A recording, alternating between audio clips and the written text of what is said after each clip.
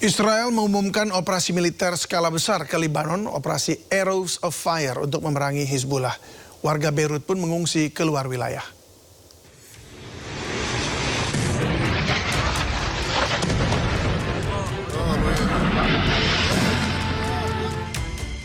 Israel mengumumkan operasi militer skala besar ke sejumlah wilayah di Lebanon, termasuk Beirut.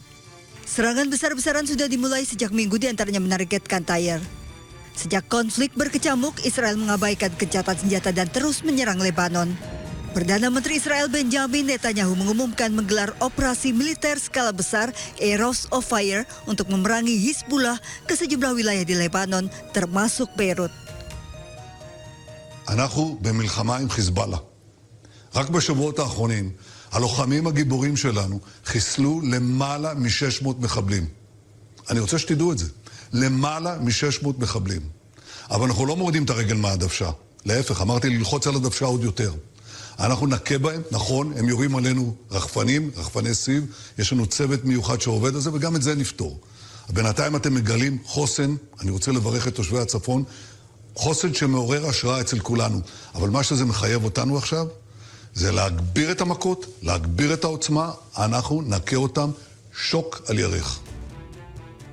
Israel juga meminta warga Lebanon segera mengevakuasi diri sebelum serangan dilancarkan. Akibatnya terjadi kepanikan, warga Beirut mengungsi keluar wilayah.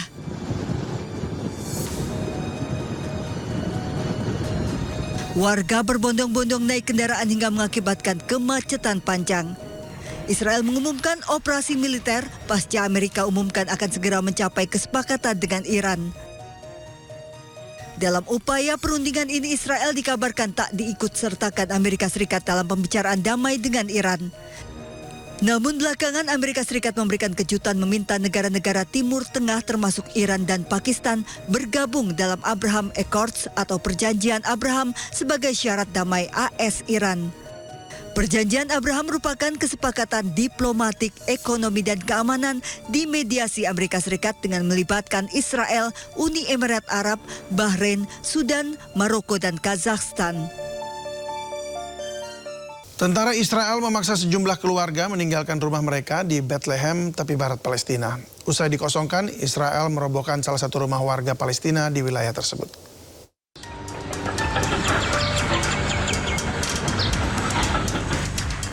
Suasana tegang terjadi di kota Nahalin, barat Bethlehem, tepi barat Palestina saat pasukan Israel memaksa warga Palestina meninggalkan rumah mereka. Warga berbondong-bondong keluar dari rumah mereka sambil membawa barang-barang pribadi di tengah penjagaan ketat tentara Israel. Tak lama setelah dikosongkan, alat berat militer Israel mulai melakukan pembongkaran dan menghancurkan salah satu rumah warga di Nahalin. Hingga kini belum ada keterangan resmi mengenai jumlah bangunan yang dihancurkan Zionis Israel maupun alasan pembongkaran tersebut. Namun penghancuran rumah warga Palestina di wilayah tepi barat semakin memperburuk ketegangan di kawasan tersebut. Situasi di tepi barat sendiri kian memanas di tengah meningkatnya operasi militer Israel dan kekerasan oleh pemukim ilegal terhadap warga Palestina. Pasukan Israel juga menghancurkan sejumlah rumah warga Palestina di Silwan, Yerusalem Timur. Otoritas Israel menyebut pembongkaran dilakukan karena bangunan didirikan tanpa izin. Rekaman menunjukkan alat berat dan personel militer Israel memasuki area permukiman dan pusat usaha milik warga Palestina. Otoritas Israel kemudian mulai membongkar sejumlah bangunan dan tempat usaha di kawasan tersebut. Israel menyatakan pembongkaran dilakukan karena bangunan itu dibangun tanpa izin resmi dari otoritas setempat. Namun warga Palestina menilai izin pembangunan hampir mustahil diperoleh, sementara pembongkaran oleh pasukan Israel terus mengancam permukiman mereka di Yerusalem Timur. Diketahui kawasan Al-Bustan selama bertahun-tahun menjadi titik ketegangan di tengah sengketa lahan dan kebijakan penggusuran terhadap warga Palestina di wilayah pendudukan. Pasukan Israel menyita puluhan kendaraan dan peralatan pertanian milik warga Palestina di wilayah lembah Yordan Utara, tepi barat Palestina. Penyitaan dilakukan di tengah penjagaan ketat tentara bersenjata Israel. Ya, rekaman menunjukkan sejumlah mobil dan peralatan pertanian diangkut menggunakan truk derek, sementara tentara Israel bersenjata lengkap bersiaga di lokasi. Belum ada penjelasan resmi dari otoritas Israel terkait penyitaan ini. Namun warga Palestina menyebut Tindakan ini berdampak langsung terhadap aktivitas pertanian dan mata pencarian masyarakat di kawasan ini.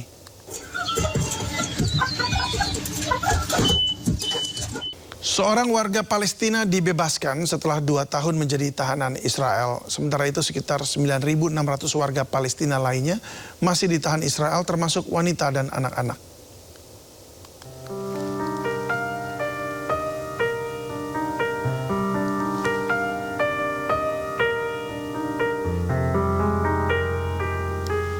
Abdullah Afid Zakarneh tak kuasa menahan tangis saat bertemu keluarganya. Setelah 2 tahun ditahan Israel, warga Palestina ini akhirnya bisa menghirup udara bebas. Bersama ribuan warga Palestina lainnya, Abdullah ditahan secara ilegal oleh Israel.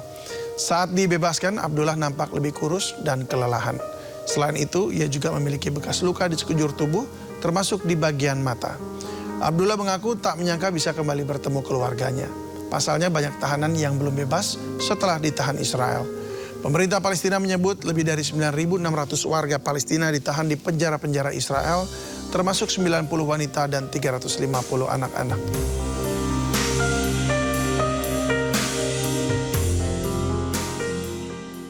Jelang Hari Raya, Uni Emirat Arab memberikan bantuan pakaian dan mainan kepada 250 anak yatim Palestina. Bantuan tersebut bertujuan untuk meringankan penderitaan dan membawa kegembiraan bagi anak-anak di tengah sulitnya kondisi hidup di jalur Gaza.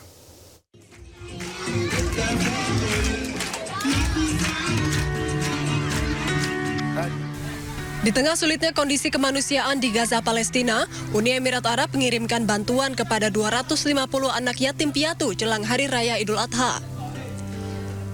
Konvoi bantuan yang membawa pakaian hari raya dan mainan anak tersebut merupakan bagian dari operasi Chivalrous Night 3. Seluruh bantuan tersebut didistribusikan ke Lembaga Perawatan Anak Yatim Al-Rahma di jalur Gaza pada hari Senin. Selain pembagian sumbangan, mereka juga melakukan kegiatan rekreasi untuk anak-anak. Inisiatif tersebut bertujuan untuk meringankan penderitaan dan membawa kegembiraan bagi anak-anak yang tengah hidup dalam kondisi kemanusiaan yang sulit di Gaza. الحرب بمأساتها طبعا القسوة هاي الحمد لله رب العالمين يعني خفف عنا شويها. أنا عندي يتيم ابن أختي. أنا كل عيلتي استشهدت وأختي وأخوه كلهم طبعا وهو طبعا تحت رعايتي ووصايتي. فطبعا الحمد لله رب العالمين. بتشكركم. Konvoi bantuan tersebut mencakup 40 truk yang membawa ratusan paket pakaian hari raya.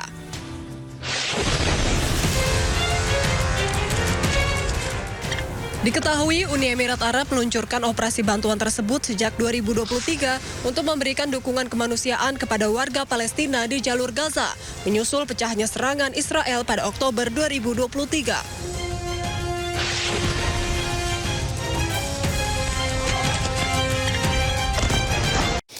Pemirsa, Israel kembali melancarkan serangan udara ke Lebanon Selatan. Pada serangan udara Israel ini terjadi di Beka, Lebanon Selatan. Serangan Israel menghancurkan sebuah jembatan penghubung dan 1 bendungan. Asap putih pekat membumbung tinggi usai serangan dilakukan oleh Israel.